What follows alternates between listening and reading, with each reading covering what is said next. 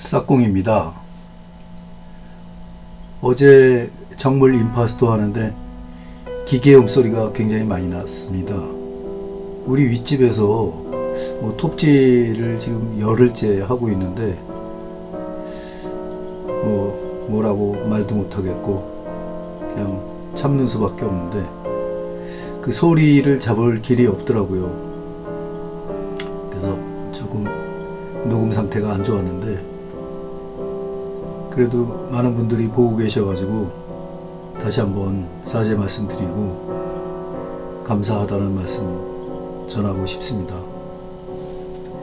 오늘 어제 말씀드린 대로 이게 가령 정원에 있는 여러가지 꽃을 그리면은 어떤 느낌이 나올까 오늘 그 장례를 한번 만들어 보고 있는데 사진 보고 그리는 건 아니고 이전에 했던 그 감성대로 제가 그냥 느낌대로 한번 그 오일 파스텔이 어떻게 묻어가나 그 과정을 일단 보여드린 다음에 좋은 소재가 있고 좋은 그림이 있으면은 그걸 제대로 그려서 한번 또 다시 보여드리도록 하고 저도 이 갤러리 오일 파스텔을 좀 아직은 실험 단계로 계속 써보고 있는데 특히 이제 브랜딩 할 때 제가 쓰는 그 도구가 그 인그래빙 할 때 그 동판에다가 선을 새길 때 쓰는 도구거든요. 근데 그 반대쪽 면이 그 숟가락처럼 동그랗게 돼 있어 가지고 뾰족한 숟가락처럼 돼 있어 가지고 이렇게 문지르는데 굉장히 좋더라고요. 그래서 그거를 지금 같이 쓰고 있고 그 다음에 중간에 나오는 이 오일 파스텔이 이제 부러지면은 그 부러진 거를 잡아주는 그 홀더를 갖다가 알리에서 샀는데 요새는 알리에서 사면은 거의 3-4일 만에 오더라고요. 저렴하게 샀죠. 한 1,000원 정도에 샀는데 그게 한 10개 이상 들어있더라고요. 근데 그걸 쓰니까 상당히 효과가 있었어요. 그러니까 여러분들도 그 관심 있으시면은 저렴하니까 그걸 한번 써 보시는 것도 괜찮지 않을까 이런 생각을 합니다. 어제는 우리 두두가 귀를 하도 긁어가지고 동물병원 갔다 오느라고 아주 애먹었습니다.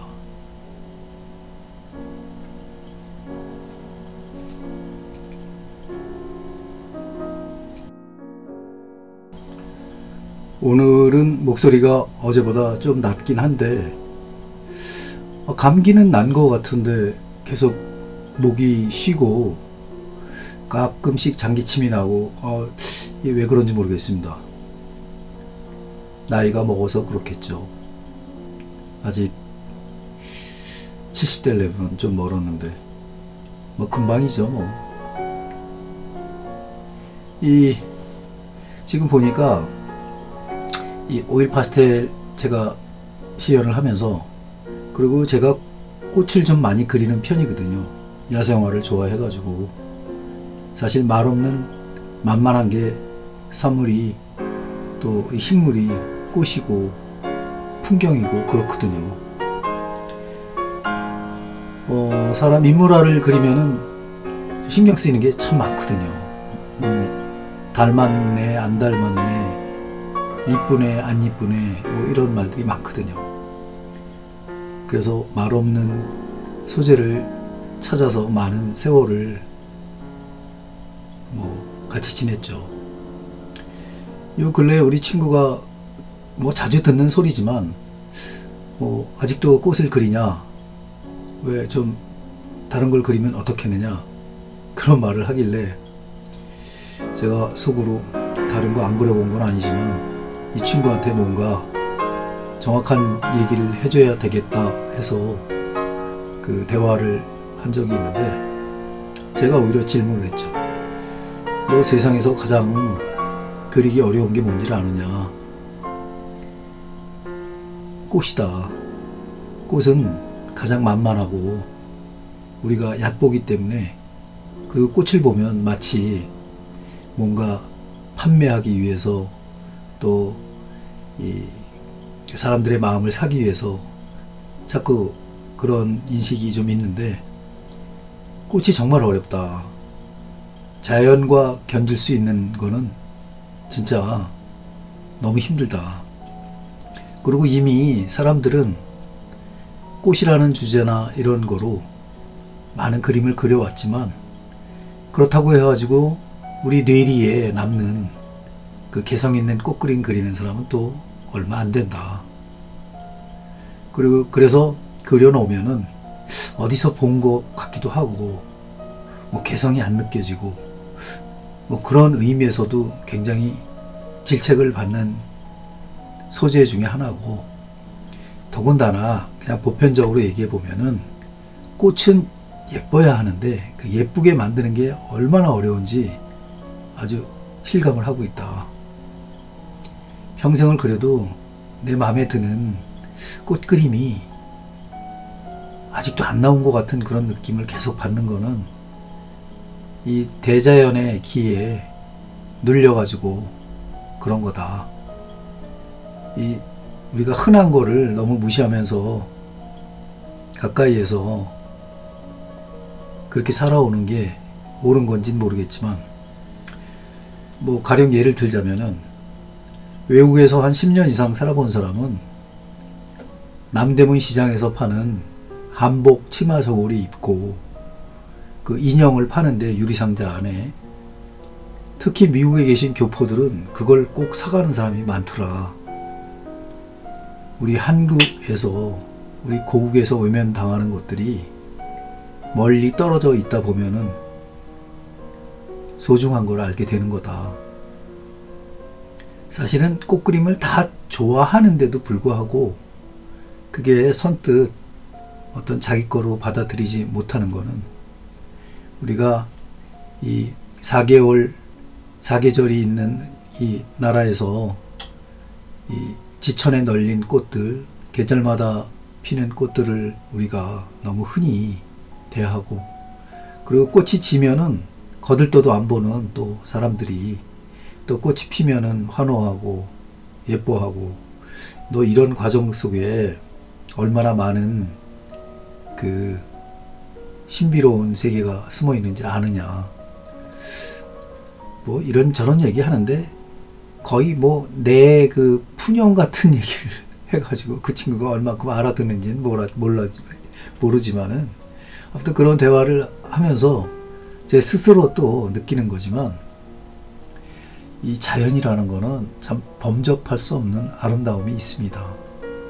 특히 제가 이제 그 혼자 지내는 걸 좋아해서 캠핑 같은 걸 자주 가서 바닷가에서 텐트를 쳐놓고 멍 때리고 있으면은 그 밀려오는 파도라든가 갈매기, 지평선, 수평선 여러 가지를 그 실감을 하면서 거기서 뭐 스케치를 한다거나 하는 마음이 쑥 들어가죠. 그런 경험이 많은데, 이 혼자서 할 수 있는 말 없는 행위 중에 하나가 이 그림인데, 이 그림을 밖에서는 못 그리겠더라고요. 진짜 그야말로 마음을 먹어야 그리는 건데, 물론 이제 그림을 그릴 때 유화로도 그리고 수채화로도 그리고 평생을 이것저것 이 꽃그림을 많이 그려왔죠. 하지만 아직도 뇌리에는 그 고등학교 실기실에서 이 국화 한 송이 꽂아놓고 노란 국화를 그리고, 또 그런 그 감성적인 그런 생각들이 아직도 머리에 살아있는 거 보면은, 아 진짜 내가 그렇게 그런 걸 좋아하나 보다, 이런 생각을 하게 되거든요. 근데 실제로 또 보기 참 겨우네요. 실제로 이제 그 꽃그림을 그려보면은 많은 생각이 듭니다. 야, 이게 진짜 사람들의 보여줄 만큼 이게 괜찮은 게 나올까? 뭐 이런 생각을 많이 하죠. 왜냐면은 지금 제가 하는 이 유튜브 수업은 저 혼자 즐기려고 그리는 게 아니거든요. 우리 또 구독자 선생님들하고 같이 즐길 수 있는 건 뭐가 있을까 해가지고 같이 보기도 하고 또 뭐 다음에 꺼내 보기도 하는 그런 영상을 만들고 있는 거거든요.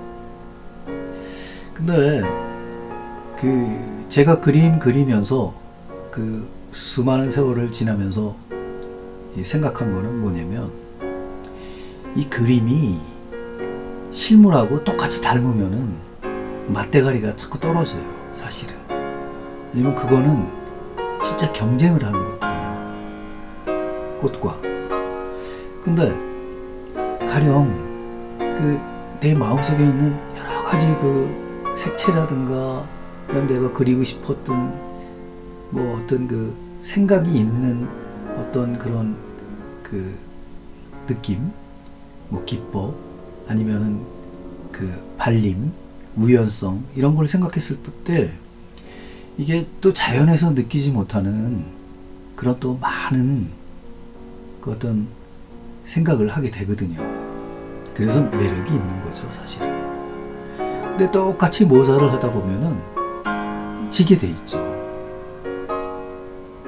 그래서 잘 그리는 화가들, 뭐 고흐도 수선화도 그리고 뭐 붓꽃도 그리고 해바라기도 그리고 했지만은, 잘 그리는 사람들은 진짜 개성이 뚜렷합니다.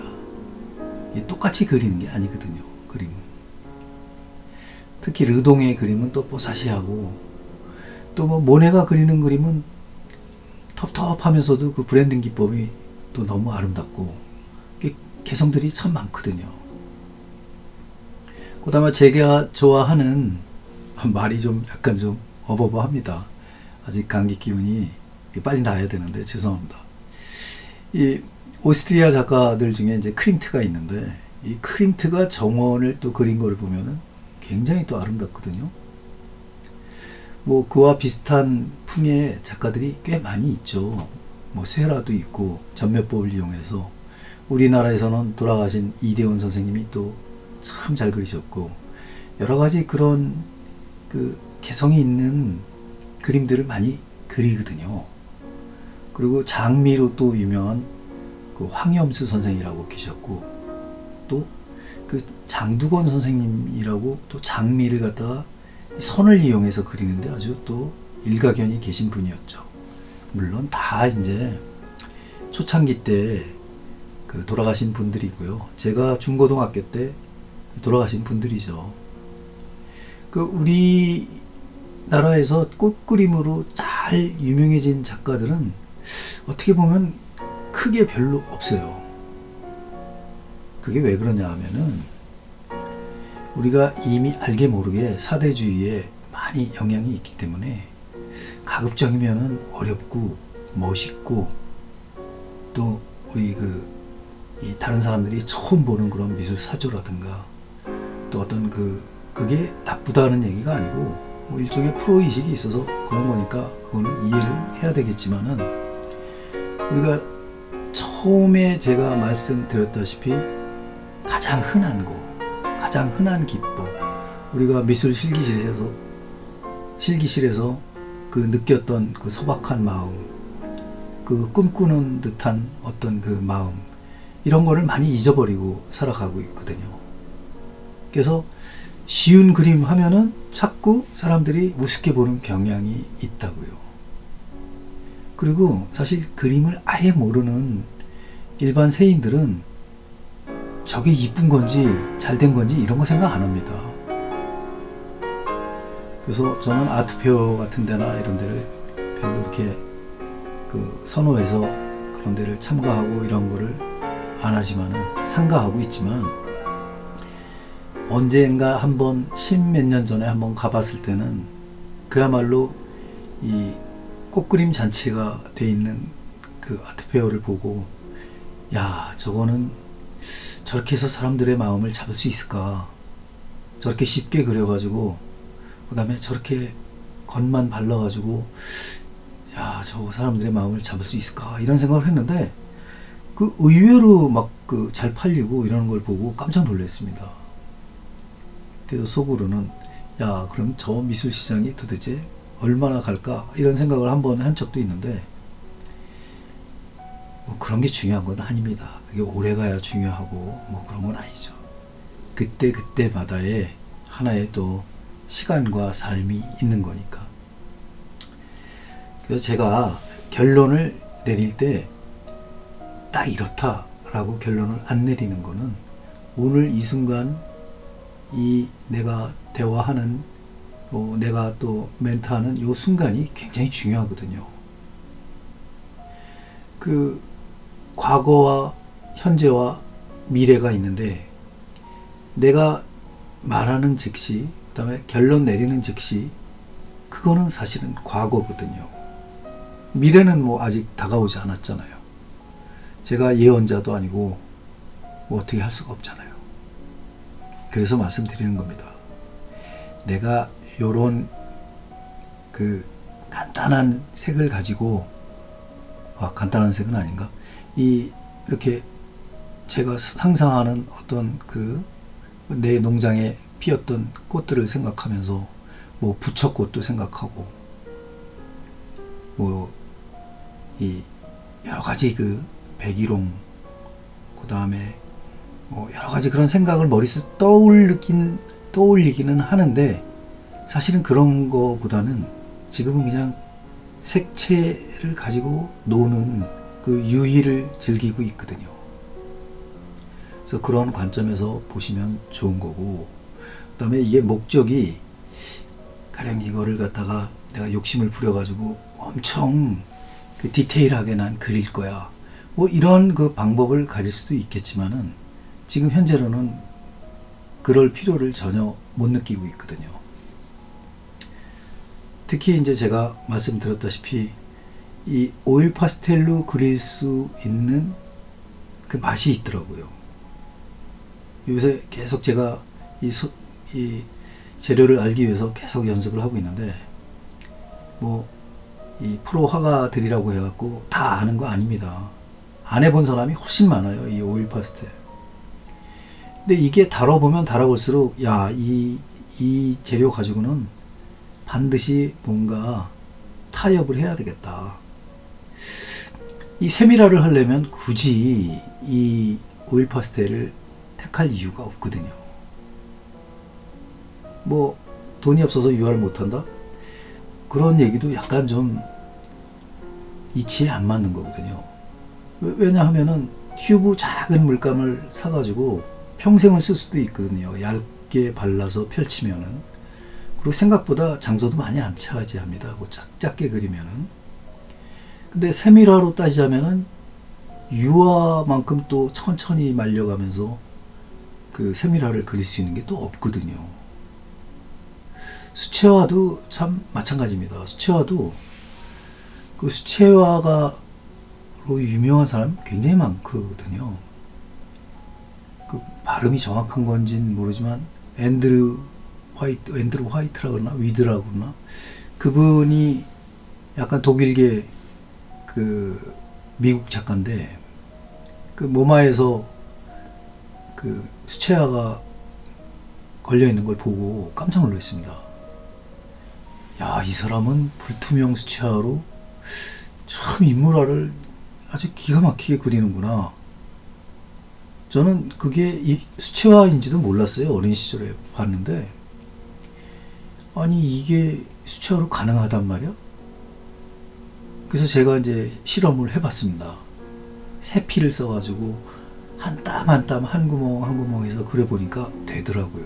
그래서 아니 그런 재료를 가지고 세미나를 할 수 있는데 굳이 이 오일 파스텔로 그럴 필요가 있을까 하는 생각이 드는 거예요.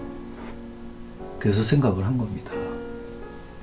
내가 오일 파스텔로 그리는 그림은 나의 또 방법을 찾아내려면은 이 임파스터와 브랜딩 기법을 적절히 사용해 가지고 내 손에 익히고, 이거를 작화를 하는 데 있어 가지고 약 한 20분 정도로 풍경도 그리고, 그 다음에 이 정물도 그리고 여러 가지를 그릴 수 있는 어떤 스타일을 스스로 한번 만들어 봐야 되겠다, 이런 생각이 좀 드는 거예요. 그래서 이것도 지금 제가 시연하고 있는 이 정원, 야생화 이런 것도 알고 보면은 그 일환의 하나인데, 저는 이게 완성돼 가는 지금 이 현 시점에 이거를 보니까 굉장히 이거 참 쓸만한 거긴 하다라는 생각을 계속 하거든요. 왜냐하면은 이렇게 빨리 그림을 그려가지고 이 강렬한 색채가 이렇게 오롯이 종이에 묻어나는 걸 보면서 제가 그동안 생각하지 못했던 여러 가지 발견을 하는 거거든요. 사실 유화물감은 손에 묻으면 잘 지워지지도 않고 냄새나고 여러 가지 또 불리한 조건이 있습니다. 근데 오일 파스텔 같은 경우에는 약간 그 손으로 만져도 뭐 유화물감처럼 막 손을 당장 씻어야 된다거나 뭐 여러 가지 그런 제약에서 살짝은 벗어나 있거든요. 조금 있다가 닦아도 되거든요, 사실은. 그리고 이게 발라지면서 지금 저렇게 보라색 위에다가 브랜딩을 하는데 그게 완전히 묻어나는 것도 아니면서 또 필압을 주면은 또 올라가고 여러 가지 그런 데서 상당히 그 색다른 재료이면은 틀림없습니다. 그래서 제가 여러분들한테 말씀드린 거는 이 오일 파스텔이 유행을 하니까 너도 나도 할 게 아니라 특성에 맞는 걸 해야 됩니다. 오일 파스텔로는요 굳이 세밀화를 그릴 필요 없어요. 그거 저 결론이에요, 사실은. 제가 이제 피카소나 유럽에 있는 마티스라든가 이런 사람들 다 죽은 사람들이지만 그 사람들이 이 파스텔을 쓴 거를 한번 찾아보려고 해요. 어떤 작업이 있나. 왜냐하면은 그 파스텔을 쓴 이유가 있을 텐데 그림은 어떻게 작화를 했을까 이런 걸 한번 보려고 해요. 물론 피카소나 마티스는 형태가 거의 없는 작품을 많이 했기 때문에 잘 맞았을 수 있겠다 이런 추상적인 생각은 하지만, 그 파리라는 데는 제가 지난번 시간에도 말씀드렸다시피 그 세네강변 옆에 그러니까 에콜 데 보자르에 바로 붙어 있어요. 그 근처에 오르세이 가는 길에 강을 쳐다보면서 오르세이 미술관을 가면서 왼쪽에 그 화방이 하나 있거든요. 화방 자체의 이름도 썽레리아예요. 영어로 하면은 시넬리에르라고 발음해야 될지 그건 잘 모르겠는데 그쪽의 지식은 제가 별로 없어요. 그래서 이 그 썽레리에르 거기서 나오는 그 파스텔을 쓰셨다고 하더라고 다들.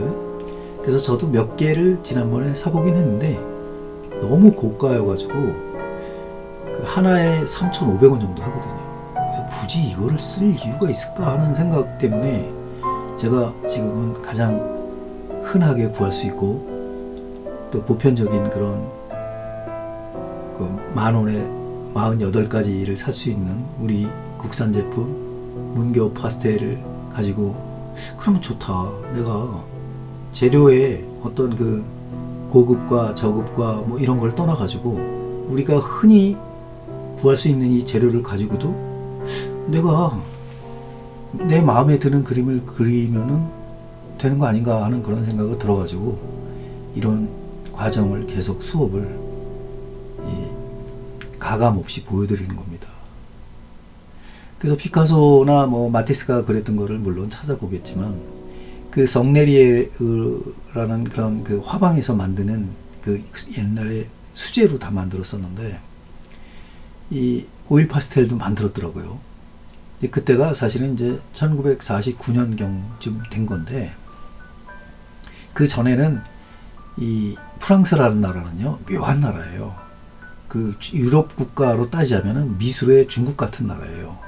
자꾸 베껴서 자기 걸 개발하고 또 그런 걸 만드는 나라가 그게 소비가 있기 때문에 그게 가능한 거거든요. 특히 연필만 봐도 그렇거든요. 연필은 그 영국의 그 전략 그 물품이었거든요. 예전에는 뭐 국가에서 관리했으니까요. 그 흑연 광산을 그게 한동안 그 영국의 트레이드 마크였어요. 그 연필 그 흑연 광산이 엄청난 그 발견이죠, 사실은. 그래갖고 독점을 했다고요, 세계 시장을.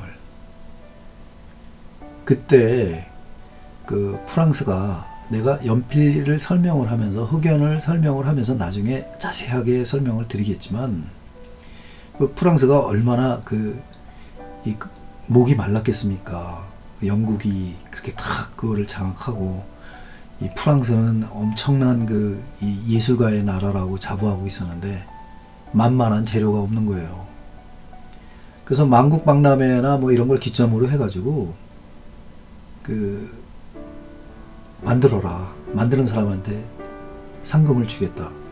그때 가장 중요한 컬러가 이 블루하고 흑연 연필이었거든요.